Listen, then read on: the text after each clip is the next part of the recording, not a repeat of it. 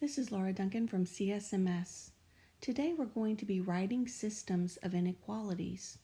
When we're writing systems of inequalities, we're going to start with our equation of a line y equals mx plus b. But when we get to an inequality, it's not going to be equal to, it's going to be less than or greater than or equal or less than or equal. So we will address that after we write the equation of the line. So first, to write the equation of the line, we need an m and we need a b. So the b is where it crosses the y-intercept, right there at 1. Our b equals 1. To find our slope, we're going to find rise over run. So let's choose a couple of points.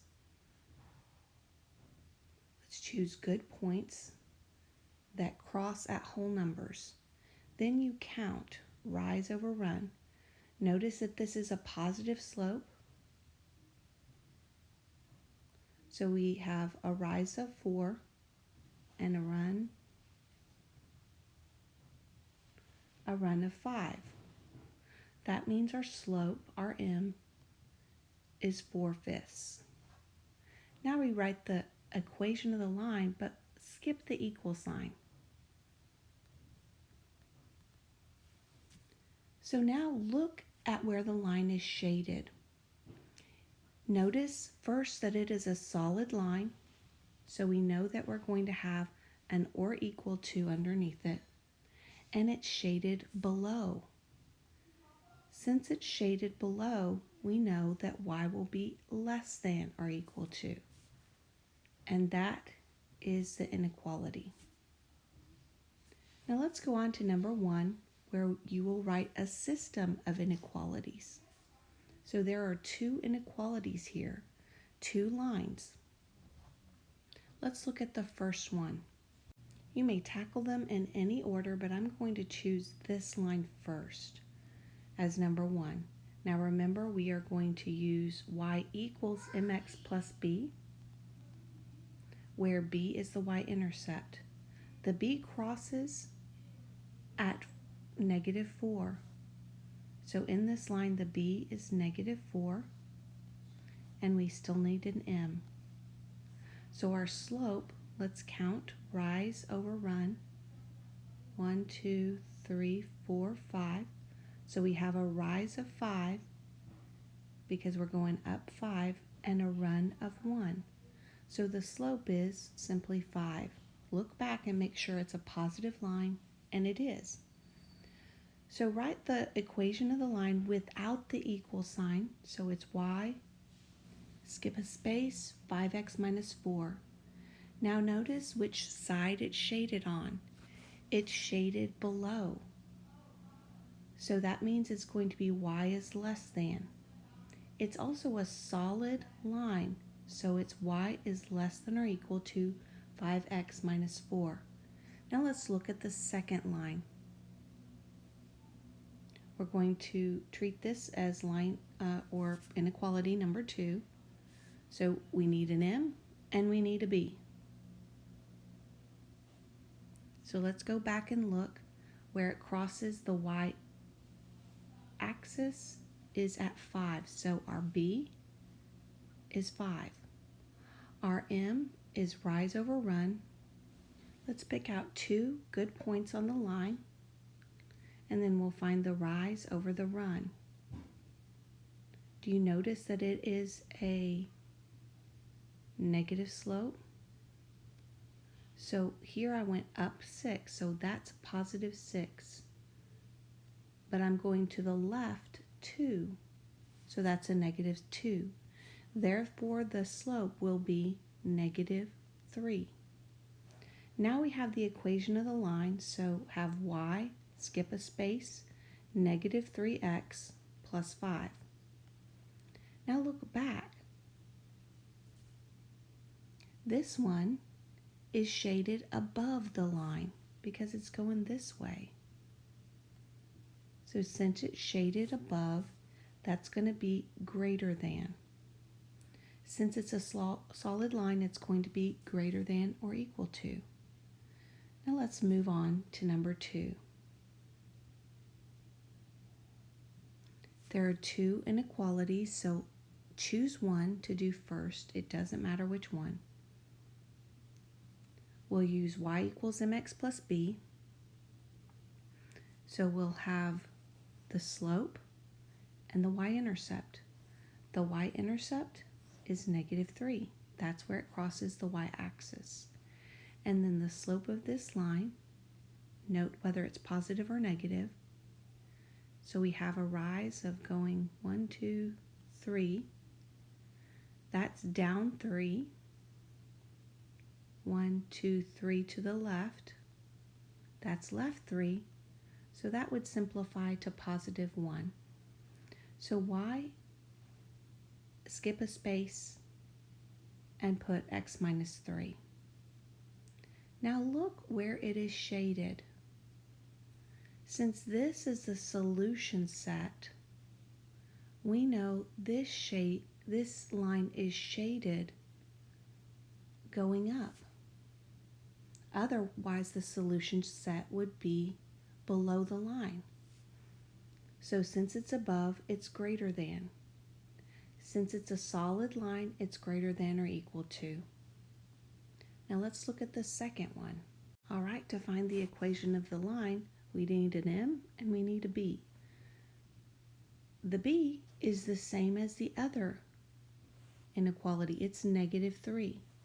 And let's find the slope. Notice it's a positive slope. +4 over 2. So that would simplify to 2. So we'll have y, leave a space, 2x minus 3. Now look where the solution set is. The solution set is right here. So that must mean that this inequality is shaded below. So it is less than. Because it's a solid line, it's less than or equal. Try number 3 on your own. As you check this, look at the details. Be sure that you're seeing whether it's greater than or equal to, right here, and right here, or less than or equal to. Also, if you get confused, look where the solution space is. The solution space is right here.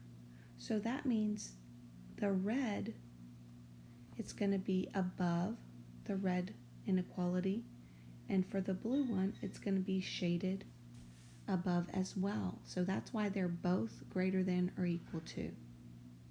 Now let's consider some word problems. You are shopping for notebooks and pens at an office supply store. Each notebook cost $4 and each pack of pens cost $2. You don't want to buy more than 20 notebooks and pens together, and you have a $50 budget. Write a system of inequalities representing the number of office supplies you can buy. So a system implies that there is more than one inequality. So let's choose our variables first.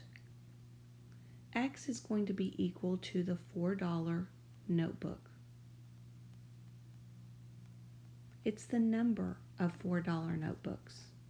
And Y is going to be the $2 pens. Now, as we write our system of inequalities, I like to consider it, one is a count and another is a value. When we have a count, it's talking about the count of notebooks, this 20 right here. So since we know our X is our number of notebooks and Y is our number of $2 pens, the count will simply be the X plus the Y. That's our count. It says you don't want to buy more than 20. So if it's not more than 20, it has to be less than 20. Could it be equal to? Why, yes, it could. So that's one inequality representing the count. Let's look at the value. The value is related to the $4 notebooks. Each notebook is worth $4. So to find the value of the notebooks, I would multiply 4 times the number of notebooks. For the $2 pens, I would multiply 2 times the number of pens we buy. Now the value is related to how much money it is. Well, you have a $50 budget. So must this be less than or greater than 50? Well, if your budget is 50, that's your maximum. So you need to spend less than 50. Can you spend equal to 50? Yes, you may. And this is your system of inequalities. Let's go on to number 5. A small company produces both bouquets and wreaths of dried flowers. The bouquet take 1 hour of labor to produce, and the wreaths take 2 hours. The labor available is limited to 80 hours per week, and the total production capacity is 60 items per week. Write a system of inequalities representing the situation where X is the number of bouquets and Y is the number of wreaths. So they've given us our X and our Y this time. So that's helpful. So let's look first at the count. Which one's related to the count? The count is the X plus the Y value. What does that mean? Since X is the number of bouquets and Y is the number of wreaths, that's telling us our items per week. So the total production capacity is 60 items per week. That means that's all you can do. That means this is going to be less than, and it could be equal to as well. That represents the count. Now let's look at the value. This time the value is not talking about money, it's talking about hours of labor. The X is the number of bouquets. And to find the hours of labor, it is going to be 1 hour of labor per each bouquet. So the coefficient on this will remain a 1. However, when we're adding the number of wreaths, the value of the wreaths is 2 because they take 2 hours to produce. So the number of hours would be found by multiplying 2 times Y. Now this hours, notice, it's limited to 80 hours per week. So that means this has to be less than or equal to 80. And that's your system of inequalities. Try number 6 on your own. When we see that the length should be at least 7 meters longer than its width, then that implies that X is greater than or equal to Y plus 7. The second inequality is that the perimeter should not be greater than 625. So we can find perimeter by having 2 times the length plus 2 times the width. Well, if it should not be greater than 625, then 625 must be greater than or equal to 2 times the length, which was X, plus 2 times the width, which is Y. So all of these match. However, on the first, none of them match this inequality. Notice that the x and y are on the same side. So let's change our inequality so that everything will be on the same side.